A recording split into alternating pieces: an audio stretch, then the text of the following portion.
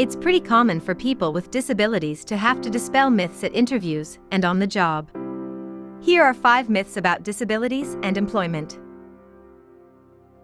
Myth number 1. People with disabilities can't work. Often, it seems the world tries to tell us that we are only here to teach the rest of humanity about empathy, patience, and perseverance. But life can, and should, be more than giving able-bodied, neurotypical people inspiration. When you boil it down, this myth is really just a symptom of society's misunderstanding of disability.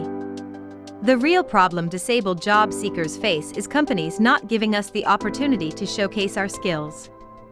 We have so much to offer the world.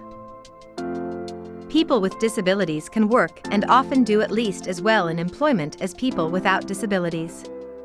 The disabled population includes the same variety of qualifications and skills as any other. The main difference is that we may need accommodations in our jobs or work environment to be successful. Often these accommodations are free or not costly to the employer, requiring only a few adjustments to the workplace in order for it to be accessible.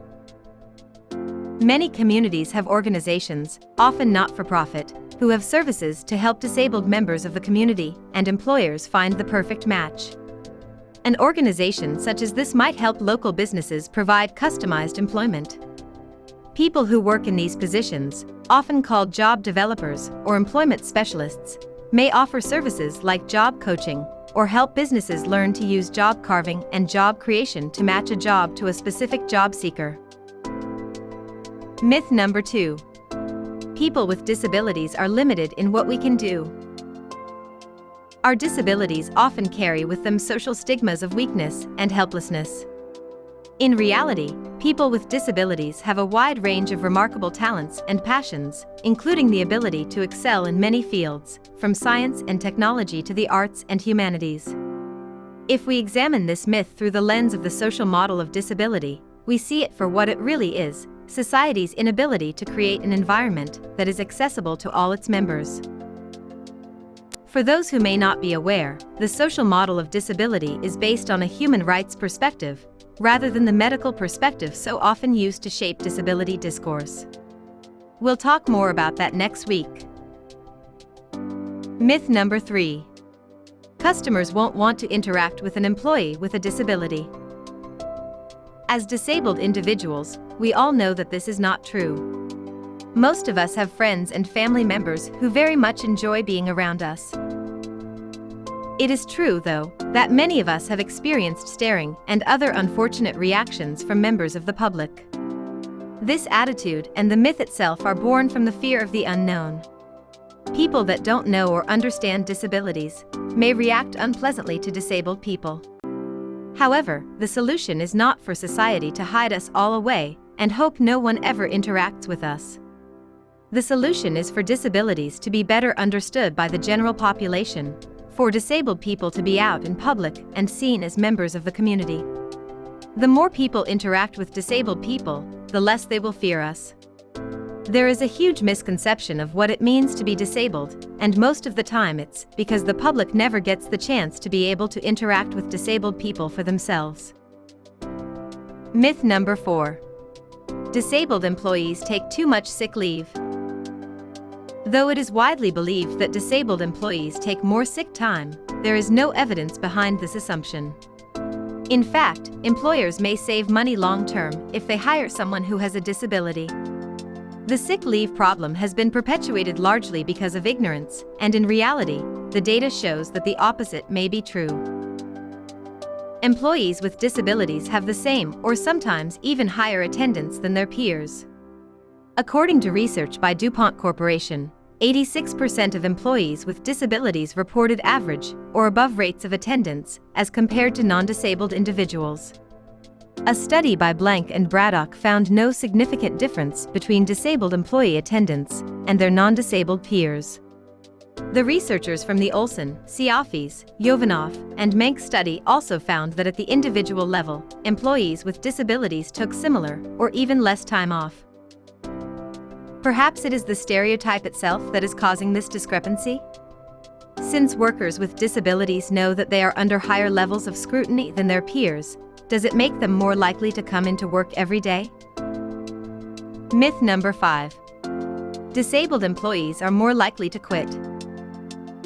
Similar to the previous myth about taking too much time off, many employers are hesitant to hire disabled workers because they think they'll be having to hire someone else to replace them in just a few months. Once again, the data just doesn't back this myth up. A study by Hernandez and McDonald found that employees with disabilities stayed in their jobs 4.26 months longer than those without disabilities. Pizza Hut's Jobs Plus program has over 4,000 participants, and over 2/3 of them have a disability. The turnover rates of people with disabilities is much less at 20%. Their non-disabled peers have a turnover rate of 150%. A study conducted with the Chicago Marriott by Lobbs also showed lower overall turnover after the company began hiring people with disabilities. On average, 32% of employees at that location stay for more than a year. This is compared to 50% in the hotel industry as a whole. Furthermore, Romano reported that the Washington Mutual call center had an 8% turnover rate for disabled employees, compared to a 45% turnover rate overall. Disabled employees face the same factors as non-disabled employees when determining to stay at a job, but with one significant difference. Disabled people experience much more discrimination when seeking a job. Could this be the reason why data points toward higher job retention among disabled employees? That would be my guess.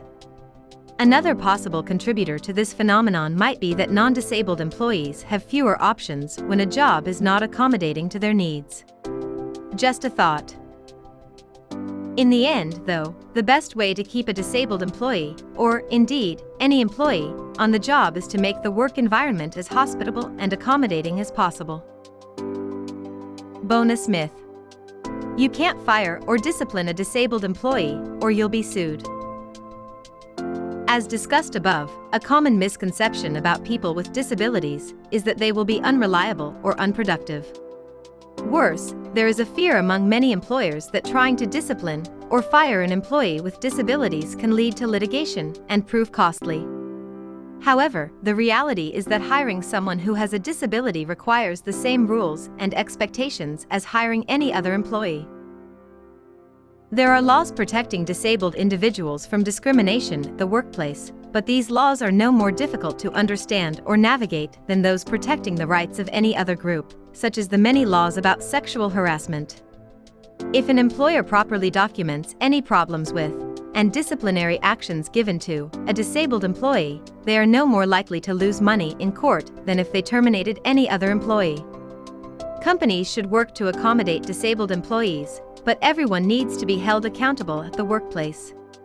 An individual's ability to fulfill their daily tasks should not be determined by whether they have a disability. Conclusion.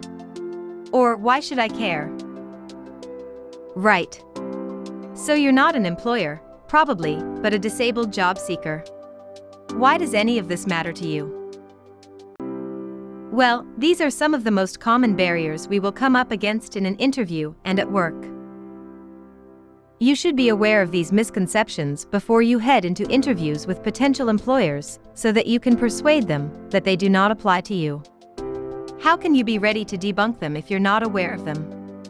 These myths could potentially keep you from getting hired. If an employer thinks you're going to be a weak link in their business, you need to come in strong and explain why you are going to be more hardworking than your non-disabled counterparts. What about once you've got the job? You may face many of these myths head-on with coworkers and supervisors. Now you are armed with data and the knowledge that you are potentially the best employee they've ever had. Will it be an uphill climb? Maybe, but at least you know how far you have to climb to reach the summit. Happy job hunting! What do you think? Did I miss any myths? Which myths have you had to deal with? How did you handle them? Tell us in the comments. And don't forget to like and subscribe for weekly updates about disabilities and employment.